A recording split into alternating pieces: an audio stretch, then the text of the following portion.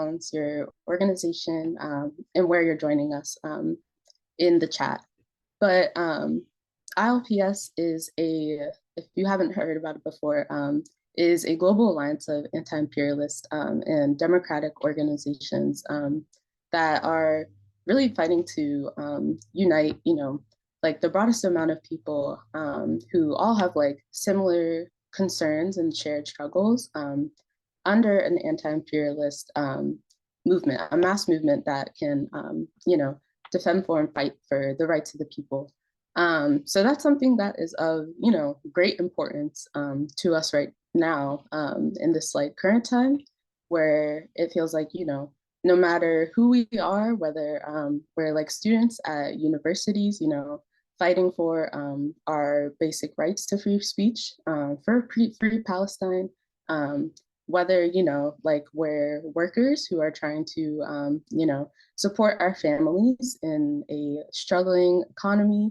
There are all these kind of groups of people in the world, and especially like this country today that are having all of these like shared struggles and concerns. So, it's more important, honestly, now more than ever to continue like growing a movement that can really fight to, genuinely uphold the rights of the people. And, I'm like 22 and I've seen like a few election cycles now. And it seems like, no matter who we elect into office, the world that we're living in is getting like increasingly hostile, increasingly dangerous, and what kind of future are we faced with? And so it's really important to develop a movement that can really construct a society, build a society that can actually like provide for the people themselves. And so in order to do that, right, how are we going to reach the widest amount of people in society? We have to outdo the people whose interests are against us and sort of the media that they're bombarding us with. And I think we can see this, now that we're like a month out from the elections and everything, whether it's like, I'm sure people have seen like the gratification of Kamala Harris's campaign, or even Trump's like Make America Great Again. Like these are all examples of, the media that the ruling class people try to use to condition the people into, supporting their platforms. But when we're really like breaking it down, what is it that they're actually providing us with? Are they actually providing people with anything to begin with? And so that's what we want to kind of like talk through with you all tonight. The purpose of tonight's workshop is really to talk about, what is it that makes effective propaganda, specifically thinking about ILPS's People's Platform, which represents an actual like alternative to, this phony ruling class system that we've been provided with, because if the people that we're supposed to be voting into power every 4 years are not interested in, providing for the rights of the people, then who's supposed to do that? Who is supposed to actually like meet the needs of our communities? And, if nobody else, it has to be us ourselves. So it's really important for us as ILPS to use the People's Platform, which talks about 10 different points, including, sorts of issues and concerns that are really relevant for people right now, whether it's health, whether it's civil rights, whether it's the economy,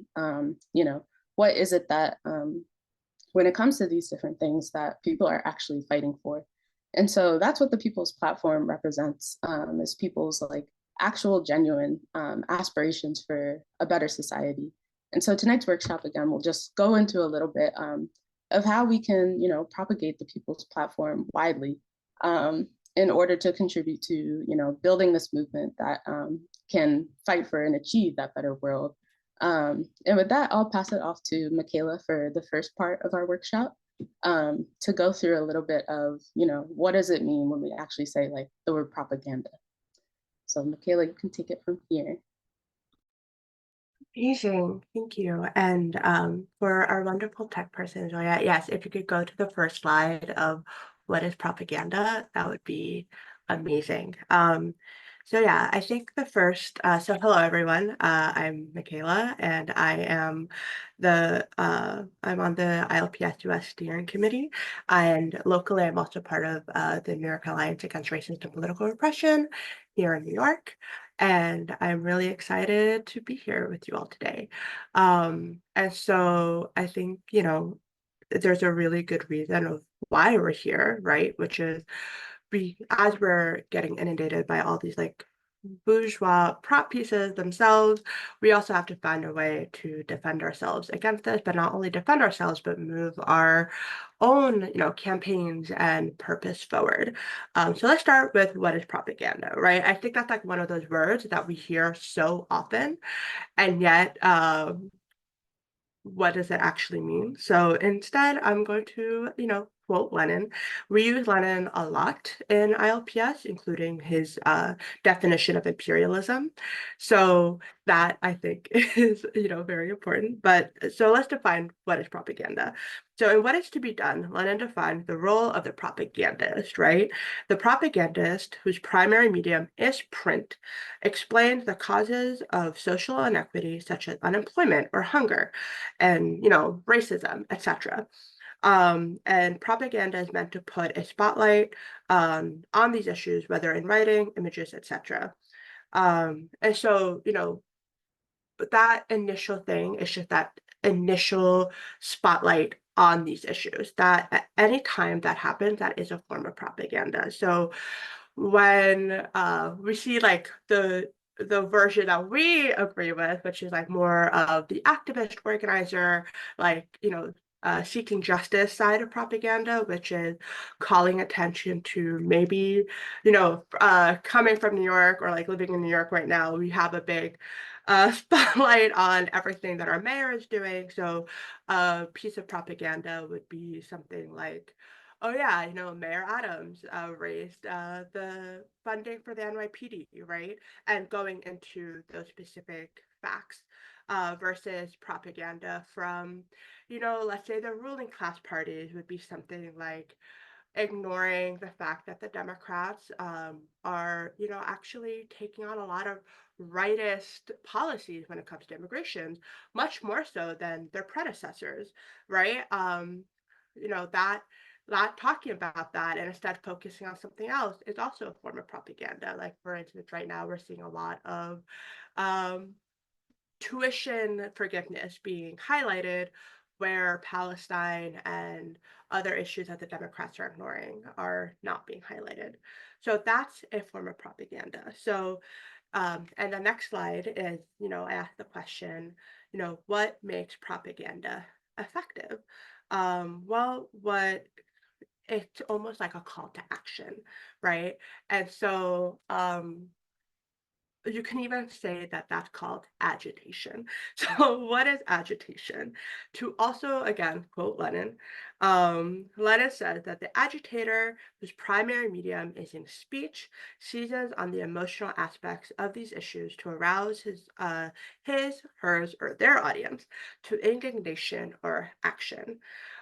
So, I think Lenin is specifically talking about speech in this section because when he was writing What Is to Be Done, it really was divided between the pamphlets and the speeches. So pamphlets given out on the factory floors versus speeches given on the factory floor. But I don't know if you all have ever noticed that in a speech, a lot of times you'll see some of the best speeches don't necessarily give you the dry facts of like, and 32.3%, blah. No, that's not agitational, right? Instead, they, really focus on the emotion of what is going on. Like, you don't want to hear that, 30% of X were murdered by the police. That's not going to get you going as much as like, well, what about the families of these victims? Why can the NYPD get away with it, right? And kind of going into that like emotional way to really get you going. And so that's kind of the next aspect of it is when you have propaganda that is just the facts. How many times have you tried to read something, and unless you really care about it from the get-go, your eyes kind of glaze over, maybe your attention moves away, and we get inundated with so much information that sometimes, no matter how important the information is, you can't grasp it, right? But then when there's an emotional appeal to it, when there's an appeal to your personal situation, that's when all of a sudden it hooks you in. And so there is always a time for like agitation and propaganda. And so in the next slide, we talk about a little bit like, so what does agitation or propaganda do? So like a little bit of history. The term actually agitation or propaganda used to actually comes out of the Soviet Union. And there was a thing called the Agitation and Propaganda Section of the Central Committee Secretariat of the Communist Party of the Soviet Union. I am so sorry about that mouthful.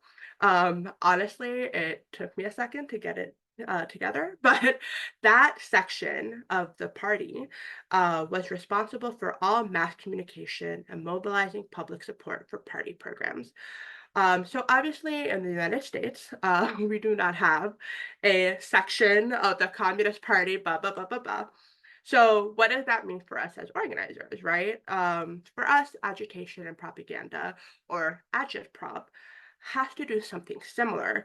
But to apply it to ourselves, we mobilize support for our action, campaign, etc., by using facts of our current conditions and rousing calls to action.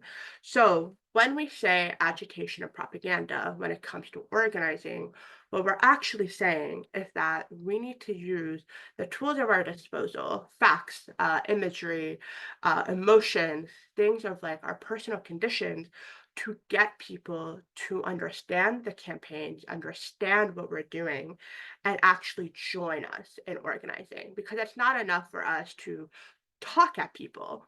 That if you're only talking at people, you have failed, right? That is not the point of propaganda. That is not the point to, to get them organizing. You have to talk to them so then they're inspired to join you, whether it's just joining an action, a letter writing campaign, or actually joining you in the meeting to actually start organizing with you, right? There's different levels, but at the end of the day, effective agitprop will do that, will have a strong enough call to action that will bring people in. So that's a lot of like wonderful words of, well, that sounds great, Michaela. How do we do that? You're right, because I could just say, well, go out, go ahead and start agitating and using facts to get people on your side. But there's actually around 6 points that if your posters, videos, flyers, pamphlets, zines, etc., have tend to actually be really effective. So we're going to go through those together. And of course, I'm going to ask, excellent, thank you. And I'm going to ask questions, and I would love for folks to like answer in the chat. So the first point that I really love is there must be a purposeful cause, right? So what does that mean? It means that it must embody the righteousness of the struggle of the people against their exploitation and oppression. Quote unquote neutrality is not an option. So meaning it must take a clear stance. It can't flip flop on an issue.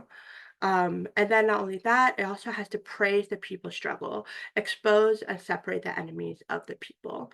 So obviously, this has to be a very clear cut thing. It can't just be something where you're like, I think we support free healthcare. Like you can't be, wishy-washy on it. You can't have a slogan or a campaign that is kind of like a shrug about what you're fighting for. And like if you're, for instance, recently in New York, I will unfortunately speak a lot about our New York campaigns just because I live here. And for me, that's like an immediate example. But like in New York, we had a horrible shooting on the subway caused by a police officer over like $2.90. And because a Black man potentially evaded the fare. And even if he had, he didn't deserve to get shot, right? Like it's egregious that that was the response. But what ended up happening is this officer not only, attacked this man and shot him, but ended up shooting three other people, including a fellow officer. And he got a pat on the back from our mayor. And so what was really incredible is that the response from the community was that people really rallied around the call to, fuck your fare or free subways for all or safe subways for all, right? Like there was a very clear and distinct demand and cause around this week of action about what happened at Sutter Ave. And so there was no neutrality in these posters or flyers or anything like that. It was not like, but he maybe shouldn't have. No, that wasn't it. He did. Nobody deserves to get shot by the police. First of all, second of all, $2.90 is not worth anybody's life. And so I think having such a clear and distinct call without any hesitation ended up really rallying people together. Um, so then the next one is it must speak to people's conditions and carry their voice. So it must be present in the conditions of the people. It must speak to real needs and desires. It must present the people themselves as the leaders of their own liberation. Um, and I put in here like that's why some of the best prop pieces always show the people protesting, or it shows them in the location of struggle. Think of posters of people in factories or farm workers in fields, etc. Right? There is a power in showing the people rising up for themselves. Um, how often have you seen like propaganda carried out by the ruling class, like trying to have people take leadership for the plight of the people, right? It feels very disingenuous. It feels very, I don't know, it just feels very like performative. And also having on the flip side, having prop messages that are maybe too utopian, too far ahead of what we can do ends up alienating people as well, right? Like, so it's really important to find that sweet spot when you're organizing with people to like listen to what they want, listen to the messages, and work with them to have a slogan that carries their voice. Like, you can't live in your ivory tower and just imagine that a demand of the people is XYZ and then have a flyer and expect to be successful, right? If you are truly organized amongst the people, you can hear their voice and work with them to create an effective message. And so that's really, really important. You cannot be patronizing when creating these flyers. Um, so then the next one is content must match style. So this can be kind of an aesthetic, right? So both are needed. If the propaganda piece has excellent graphic design, it looks amazing. Obviously, the person who made it knows Photoshop, has been doing Photoshop for 20 years. Actually, they invented Photoshop, for instance. So they invented Photoshop, but the messaging is wrong, it won't be effective, right?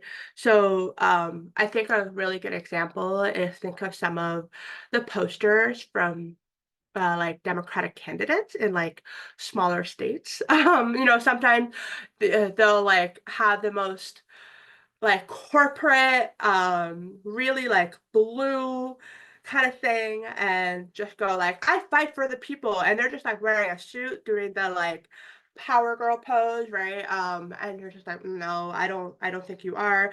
And the poster is crisp. It looks good, but it's not fighting for the people. And you can tell anybody who exists in the United States will look at that and go, no.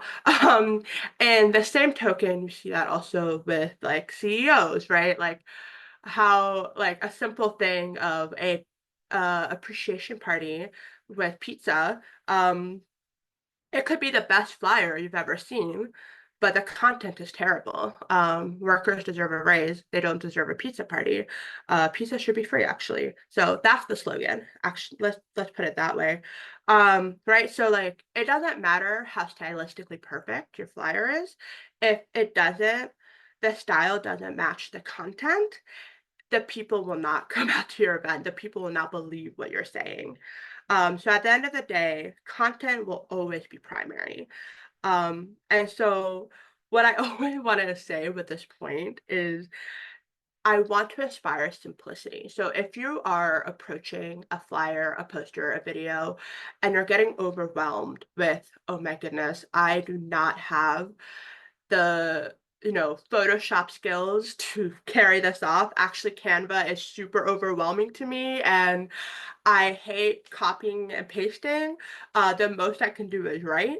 Um, that's okay, right? Open up a Word doc, open up a Google Doc, open up, Google Slides and put pretty words on your slide, pick a badass picture and have that slogan be bolded and really clear, and that will be 100% stronger than the best designed poster. And so I always like content much must match style because revolutionary style doesn't have to be pretty. Revolutionary style speaks to the people and only strengthens the people, right? So I really want you all to take that to heart and never worry too much about how beautiful something is, but instead, what is the content of it? Um, Yes, I love what Stephanie just said. Yeah, Stephanie in the chat, I completely agree.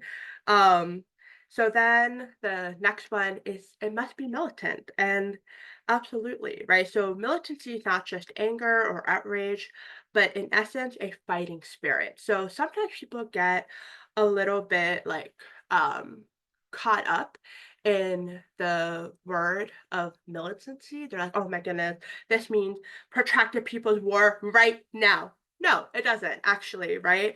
It's a fighting spirit. Because sometimes you have like, older workers or maybe retirees that are fighting for their pensions, or you have students who are still in high school or in university carrying out encampments where maybe they're in a red state and they're in like rural Ohio, and you know what? Their high school will shut them down immediately. So the biggest thing that they can do is flyer. And that is militant for them because they're fighting back against a system. But like militancy in maybe a more liberal city will look different, right? So I think the purpose or the focus on there is the essence of a fighting spirit, right? So this also goes along with sometimes you get posters or campaigns or slogans that really focus on the misery of the people. So there is always something like, look, everybody is suffering. Look how terrible this is. That's not a fighting spirit. That's just honestly dumping a lot of trauma, and it's only going to get people really like sunken in to how horrible everything is. So your job as an organizer is to say, hey, I know this is terrible, but we can fight for a better future. And I think something to like remember is like a really good example of how this doesn't work. It's just think of those movies created by like big Hollywood studios where they take horrible historical instances and events and you just kind of sit there in the theater, your popcorn goes cold, you're just sitting there and going, everything is terrible, nothing is going well. And by the end of like the credits roll up, you're like, I guess I'll stay here forever. I don't want to even leave my seat because the world is terrible, right? That's what just showing misery does. It just leaves people sunken into this like feeling of helplessness, and that's not what we want to do. So for every instance that you show the plight of the people, whether it's if you're fighting for housing rights, okay, yeah, show the fact that there are unhoused people that deserve housing, but then show the solution. What are you fighting for, right? If it's against the police in your specific city, yes, talk about what the police has done in your city, but then show what can be done, right? So there's always that relationship between showing the misery and showing the fact that these instances exist versus a fighting spirit to say, hey, let's not get stuck here. Let's find a solution and fight together as a collective. Um, so that goes into my next point, which at times there is a need for agitprop, right? So sometimes there's going to be a need for something that is quick and you need to mobilize quickly and big, right? So a lot of times these slogans are short, easily understood, and supported by the majority of the people. They're best used for issues that are already on people's minds. All that is left to build is unity of action, meaning like people are already upset about this. People are already, fired up about it. So it's also a really good way to like illustrate the truth to expose the enemy. So I think to bring up New York again, um, for us, there's like an organization called Within Our Lifetime that you would use flood Brooklyn, flood Manhattan, flood X for Gaza post October 7th. Everybody knew what that meant, right? Like we understood what October 7th was. The pro Palestine forces understood the relationship between the term flood and October 7th and being pro Palestine and anti Zionist. And so when that slogan was used, it did agitate people because we understood exactly what that meant, right? But to put it in a broader scope, I'm going to show my age here, but in 2011, when we had Occupy Wall Street, the slogans of "We are the 99%," "Down with the 1%," people knew what that meant, right? Like, people had gone through the 2008 recession. They were struggling for jobs. They were struggling to pay their bills. They were struggling for housing. And the 99% represented the fact that the 1% held the majority of the wealth in the United States. So that meant that we are the 99% meant we are stronger together. Let's agitate around that, right? You can also see that with the slogan Black Lives Matter. Um, you can, if there is, a shooting that happens by the police, you can make a flyer that says Black Lives Matter, justice for, and everybody knows exactly what you're fighting for, right? Like you don't have to have a paragraph explaining what the event is because everybody already knows Black Lives Matter, justice for. There is an inherent understanding that this is anti-police, anti-racism, anti-white supremacy, and the list goes on. And so that's what it meant by like agitprop. Like when you are doing a quick turnaround event or something to rally around an immediate cause, find that slogan that really gets people agitated because it's already on their mind. And the last one is I know it may seem kind of trivial and kind of like, well, of course it has to be true. But it sometimes it does happen, right? The content must be true. Do not mislead or present false data or exaggeration. There's of course sometimes happens where there's an accidental errors in data, and sometimes people get certain facts wrong, but try to avoid it as much as possible. We get lied to by the media and bourgeois forces all the time, all the time. We should not be lying to our own people, right? The causes are bad enough, the issues are bad enough that we don't have to exaggerate. We don't have to use big numbers to say, hey, we're suffering, or this community of people is really going through it, or this marginalized group is currently being attacked by this other group. We don't have to use the big, exaggerations because that's, you know, we already know. So I think that's actually something that must be like I really want to emphasize like when you're making these prop pieces, I wanted to bring up Palestine. You don't have to say like, you know, millions of Palestinians have died since October 7th. You can go with the, I think the last number I heard was 180,000, which is horrible, right? It's 180,000 due to direct slaughter, or is, famine, right? There's so many things that Israel has done. So like using the correct data, using the facts, they're bad enough.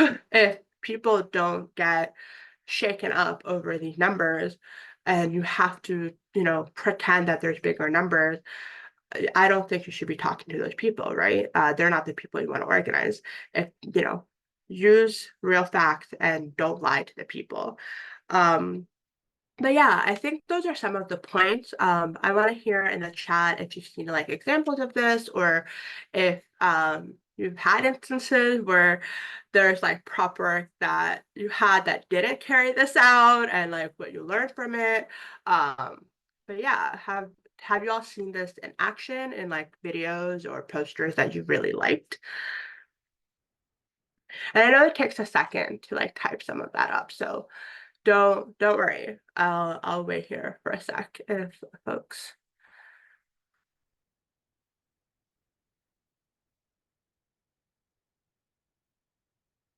And I think also a lot of times when it comes to movies, have y'all ever seen like really awesome labor rights movies where they talk about like, a campaign that folks carried out, and they show like what's happening with the workers, and then you see the workers organize and then they win, right? Like there's that movie with Sally Fields and it and stuff like that.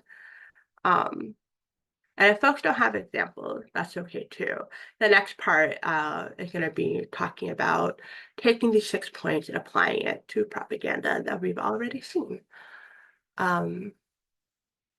Okay, and there you go. I'm going to hand it over to talk about examples and oh wait, other play you did. Ooh, uh, oh, that's not Labor for Palestine doing that. Natalie, that is awful. I am so sorry. That sounds terrible. It's super wishy-washy, right? Like that neutral really plays an aspect of it. Do not be neutral when it comes to the people. Never be neutral when it comes to your prop. Yeah, sorry. But okay, I'm gonna hand it over to Nikhil. Take us away on examples and how to. Thank you so much, Michaela. Pizza should be free. Content is primary. Appreciate the lessons, the breakdown of propaganda. I actually want to, in this next section, oh, first I can introduce myself. Nikhil, with Resist US-Led War Seattle. Also, Emma is here. Hi. Yeah, I'm a she, her, resist. Yeah, I actually want to hear from you all on like what Michaela prompted, like examples, propaganda that is inspiring for you or agitating. But also provided some examples of popular propaganda that we've seen over the years and in history. That maybe we could just open it up and hear what people's thoughts are. If you want to write in the chat your thoughts, or if you want to raise your hand, we can unmute. Zoya, if you could go to the next slide. So let's apply the principles. And regardless of, beginning, medium, advanced, whatever your skill level of propaganda is, we'd love to just hear from you.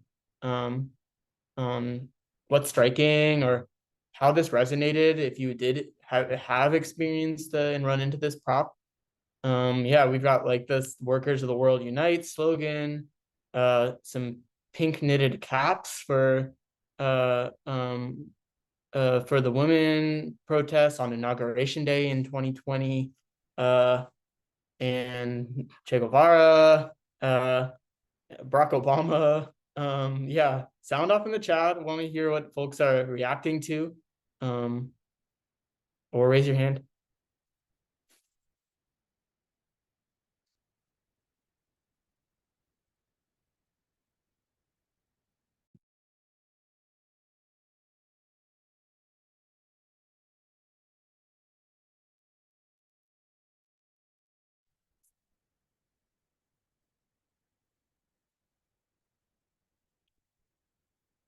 It's 2016.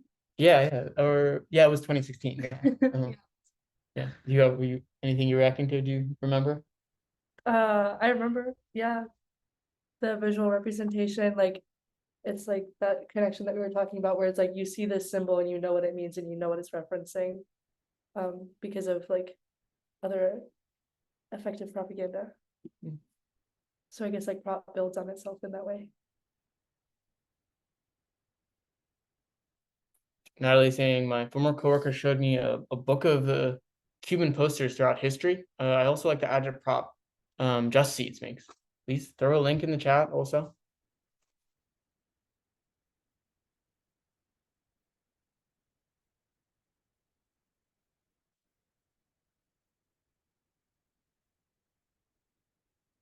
Haley says the Obama one is interesting because it seems to want to give the message of meaningful change, but with American colors, aka it will be American imperialism as usual. Yeah, actually, like it's really interesting to contrast Hasta la Victoria Siempre and Hope as calls paired with these two particular figures. Just thinking about like you know, like fighting on until victory as like a call to the people to mobilize and to struggle and be agents in their own change and revolution versus the call of like hope without any clarity and really vesting your hope into the imperialists, into the ruling class party. And the context also is notable. That being said, like it's effective, right? Like the hope slogan really is recognizable and did promote liberalism and the Democratic Party and Barack Obama really effectively. But it wasn't a call for the people to mobilize. Yeah.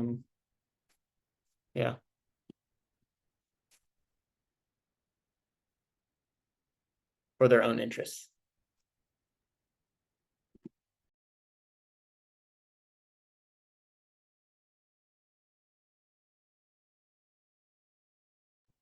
Sarah says the Hope poster was made by a separate fairy who made an entire career of appropriating graffiti art to make profit. I hate that guy.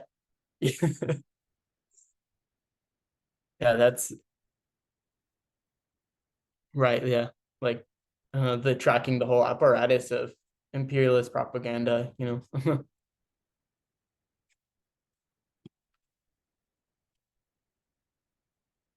Mike says, I think the Obama poster seems to be reminiscent of the Che Guevara poster. Red on one side, but then Democratic blue on the other side. Almost like saying, I'm here to unite disparate ideologies. Right, this promise of unity, yeah. And co-opting of previous symbols. That's a yeah, that's a really good observation.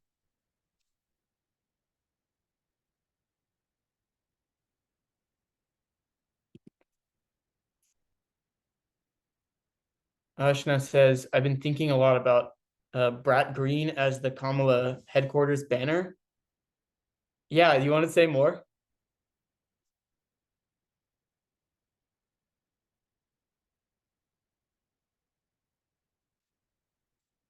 I'm thinking about that too. I was thinking about the NATO Instagram posting a Brat meme, which is terrible, right? But it shows that the like the US war machine is like willing to use these like memes and symbols and like push forward their own messaging, right? These false ideas of peace that NATO promises. Oh, yeah, if you could raise your hand and then Zaya can unmute you.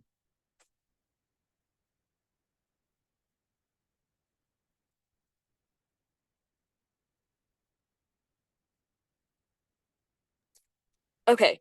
Hi, sorry. I was also driving, but I just parked. Can you hear me? Am I speaking? Yeah. Okay, excellent. Yeah, I was thinking a lot about Brat Green being used and also like then like the Charlie endorsement of it all being like a form of propaganda and how maybe we can think about like alternatives and ways to like I don't know, to brand, like I remember just recently we were talking about that content is more important than aesthetics, and I totally agree. But I do think that like the level that it engages people with and speaks to like the importance almost of aesthetics. So I would be curious to like all of us for us to chat that out a bit.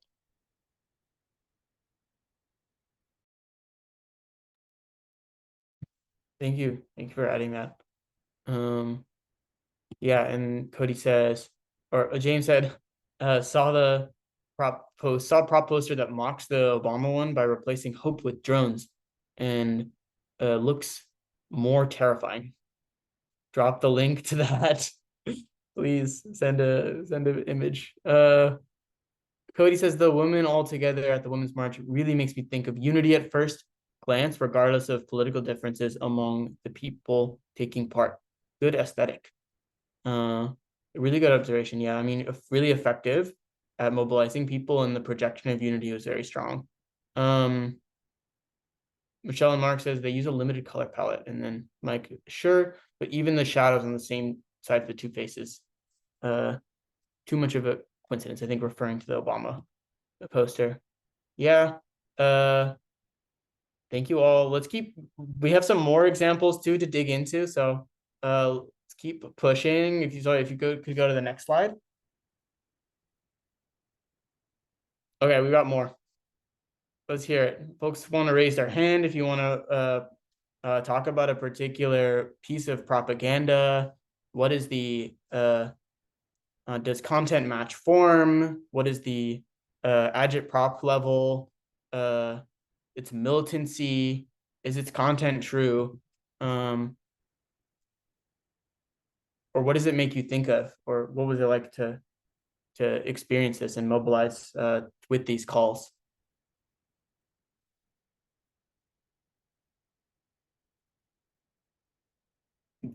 D says, I also feel like the ratification of Kamala and NATO was effective because they co-opted pop culture. It appealed to a mass audience. Right, yeah, it's recognizable and popular.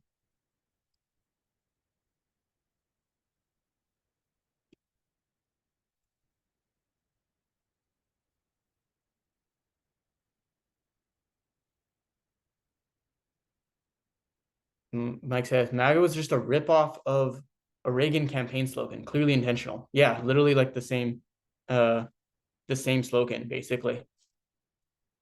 Amoy, go ahead. Good. Unmute.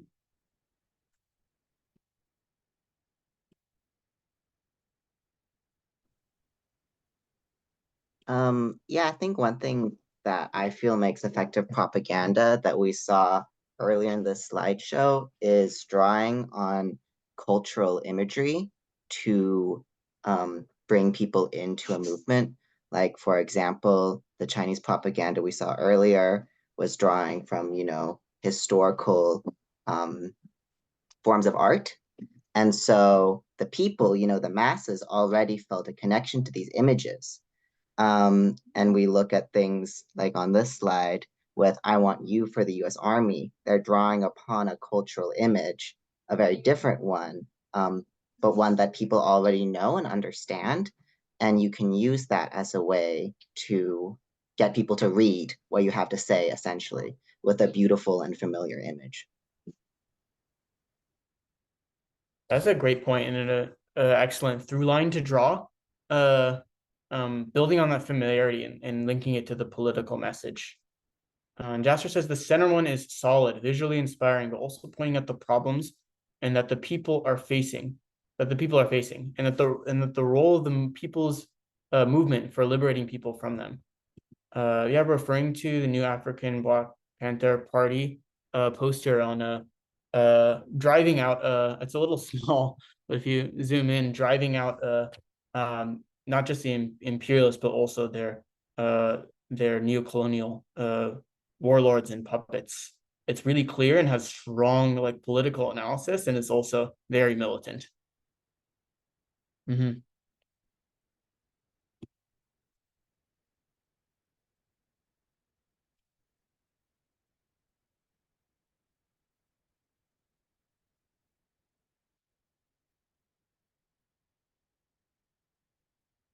Something I'm thinking about is also like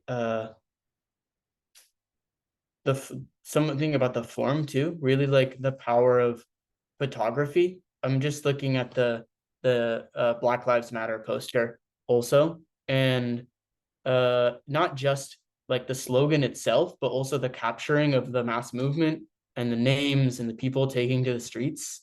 Really like as a development in like that technology and with the internet and like nice cameras and videos, that we should be showing them the people taking action, and using it as prop.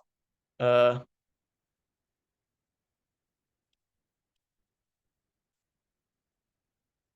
we've got some discourse in the chat on the Reagan Bush "Make America Great Again" slogan.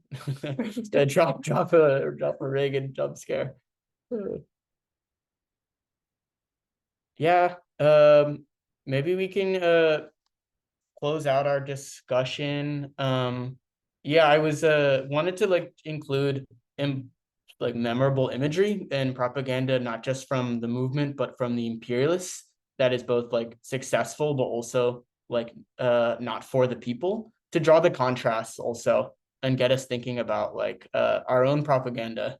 I was even tempted to just put like an old Canva of just like that I put together a few years ago of just like so much information and as much text as physically possible in a square, which I know we all have. But yeah, I think another thing to really draw out is that like we shouldn't do propaganda just like in a vacuum, you know, like just go to the computer and spend like 5 hours on Canva or whatever application. It should be tested and it should be integrated into the struggles themselves.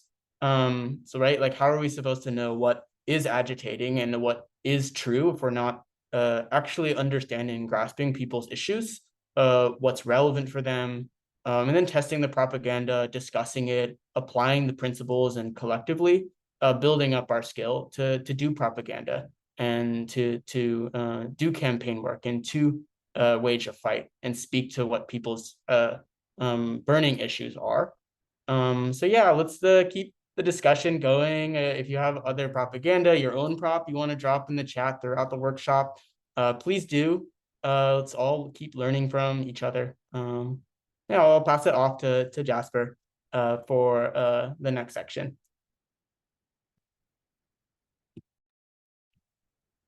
Thank you. Okay, you can go ahead and go to the next slide. Okay, cool. Hey everyone, I'm Jasper. I'm from Anti-Imperialist Action at UMBC, the same organization as Sarah, and also a part of the ILPS Baltimore DNB formation. So ILPS US really put on this webinar, which is 1 month out from the US presidential elections, because we see that this election season is a time where many people are excited to talk about the issues that are important to them more so than other times. And for organizations and alliances like us that are seeking to unite more and more people to join in struggle to change those issues and actually fight for a better world, we can see how propaganda is such an important tool. Like all of the positive examples that we were reviewing, they were really like promoting people's struggles against economic exploitation, like the Workers of the World Unite, against racism, like Black Lives Matter. So propaganda is such an important tool, and during this time when we have the two factions of the ruling class like battling it out in all sorts of mainstream media, where they're really bombarding people with all sorts of propaganda that not only is trying to win people over to their particular side, but is also trying to make people think that this is the only option that we have. During this time, what we really have to do is expose what the Democrats and Republicans, which are, really just two sides of the same coin, expose what they're doing to the people, expose, the fundamental inequalities, the fundamental neglect of people, and, also expose the genocide and war and militarism that they're carrying out at the expense of people here. But it's not enough, to just oppose. And we saw that in, the different forms of propaganda too, but we also have to oppose it with an alternative and really get the people behind that and ready to fight for it. So as ILPS US, we have our 2024 People's Platform. So this is really like a tool for us to engage all sorts of movements and organizations, but also people who are not yet organized. Through this period where people kind of have like change on their minds, we want to expose like why the US is fundamentally not going to solve their problems and unite them in struggle with us against imperialism. So we can run through the like 10 points of our People's Platform. But for those of you who are like in ILPS organizations already, you might have seen these points before. But try and think through like these points. What propaganda can we be making based off of the issues that people around you are facing? You know, the campaigns and struggles that your organization is waging, they can really speak to what people are impacted by during this time. So maybe we could get like a little stack going in the chat. People can just like volunteer and we can read these out. Just I can go ahead and read the first one, and then if people want to volunteer, we can have them read it out. So for the economy point, we want to address poverty, inequality, austerity, inflation, joblessness, and labor rights violations by ending corporate control of the economy and orienting production towards people's needs and worker empowerment. Okay. And then can I call on Michaela to read the next one? Yeah, absolutely. So civil and political rights. Organize and resist against discrimination, repression, state violence, and racist police terror. Assert people's collective rights and build a truly democratic system that serves and is led by the people rather than the 1%. Awesome, thank you. And then next slide, please.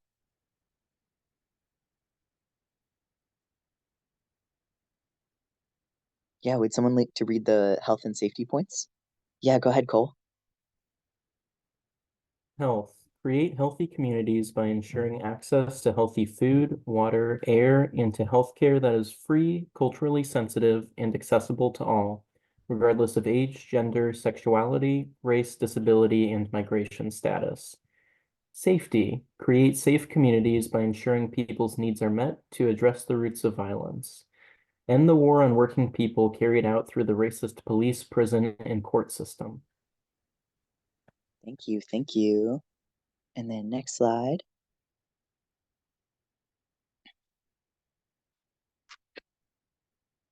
Okay, cool. Could I call on Sarah to read this one?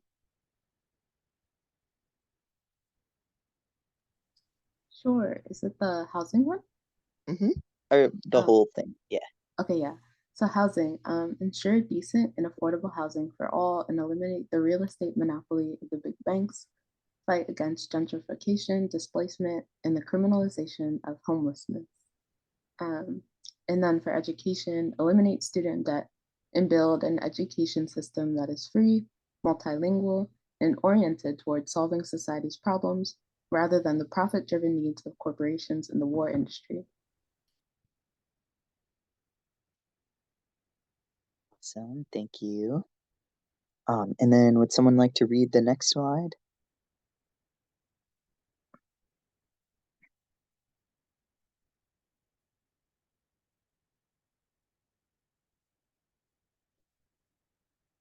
Can I call on Mark and Michelle?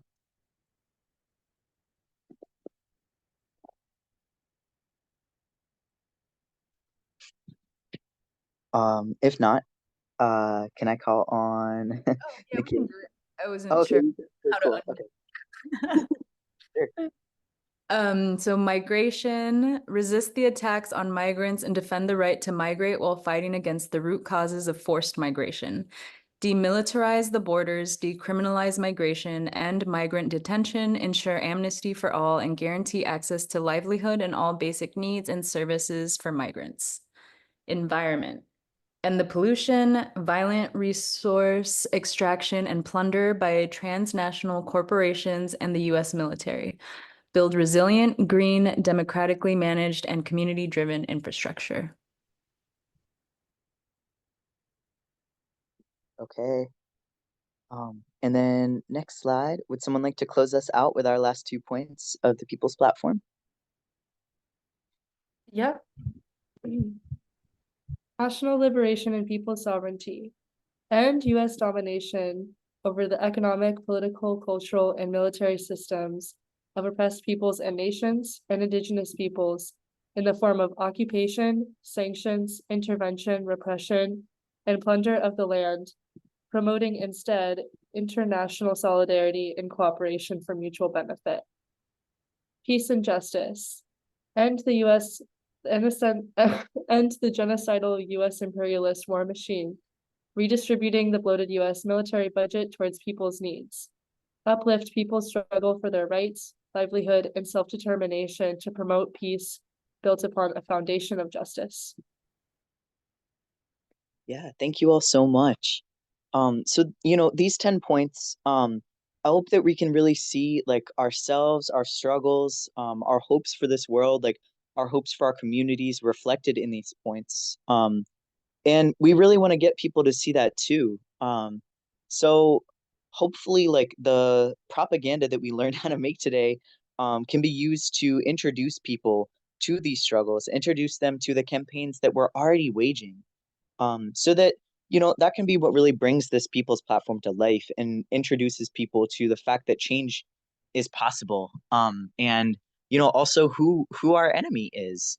Because the propaganda that we're bombarded with in the media, it's really trying to obscure that. So we have a very clear role in this period around the elections where we can really galvanize people towards action. So I hope that reviewing this, people were able to kind of brainstorm a little bit and think about how they can also bring these lessons back to their own organizations, so that we can all take up these struggles together, and strengthen our people's movement. So yeah, and for those of you who are not members of ILPS, we'll have a little plug at the end, but definitely you can consider endorsing our People's Platform, and we'll have a link coming out for that soon, that you can help to bring this to your own organization and your community to engage with it there. So thank you all, and I'll pass it to Sarah to close us out. Thank you, Jasper. Yeah, I hope you all really gained something from this workshop. If you learned anything new that you're really excited about and want to share with your own organizations, like definitely let us know in chat. And if you do want to see like similar discussions and workshops around like propaganda and agitation, also let us know. And like Jasper said, the election season that we're in right now is a time where people already have these everyday issues and troubles on their mind. So I hope we all have like a better understanding of what the People's Platform represents and how, it's an actual alternative and tool that we can use to unite more and more people on their side. So we have our work cut out for us, but I hope you all are feeling very like agitated and ready to, apply these lessons to develop the propaganda that can be used to reach more and more people.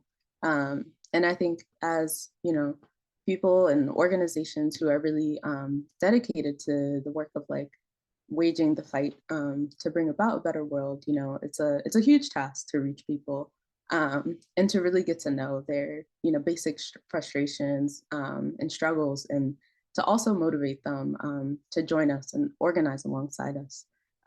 So again, if you're joining us from an organization that has not already, definitely, consider joining the ILPS.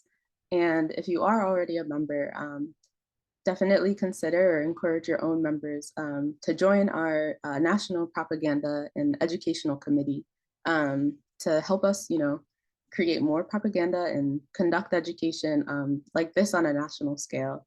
And on this slide, also a little plug, join the ILPS, in asserting like the People's Platform as the genuine, true alternative to the current like failing ruling class system that we're faced with our week of action, I believe being kicked off on November 6th. To build the people's movement, to fight war, repression, and genocide. So more details and an official flyer will be released soon. So definitely stay tuned.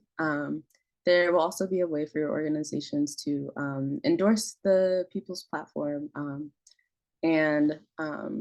Yeah, so definitely stay on the lookout for more information coming soon.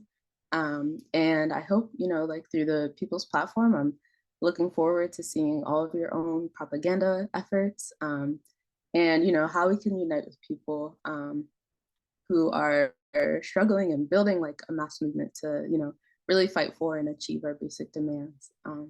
So yeah, again, looking forward to seeing your all's propaganda and what you put out, and definitely to seeing you all in the streets on the 6th.